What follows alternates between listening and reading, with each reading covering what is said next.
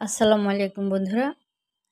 আমার বাগানে কিছু তুলসী পাতা রয়েছে। এই যে দেখেন, এই তুলসী গাছগুলো আমি রাজশাহী থেকে নিয়ে এসেছি এবং আমার ব্যক্তিগত সংগ্রহে আগেরও দুটি তুলসী গাছ রয়েছে। যাই হোক, আসলে তুলসী পাতার অনেক উপকারিতা রয়েছে। তুলসী পাতায় অ্যান্টিঅক্সিডেন্ট ও অ্যান্টি ইনফ্ল্যামেটরি উপাদান রয়েছে, যা রোগ প্রতিরোধ ক্ষমতা বাড়াতে সাহায্য করে।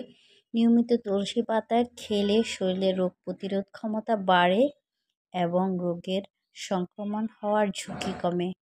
তুলসী পাতা সর্দি, কাশি এবং জ্বরের চিকিৎসায় ব্যবহৃত হয়। তুলসী পাতার রস মধু ও আদার সাথে মিশিয়ে খেলে সর্দি কাশিতে আরাম পাওয়া যায়।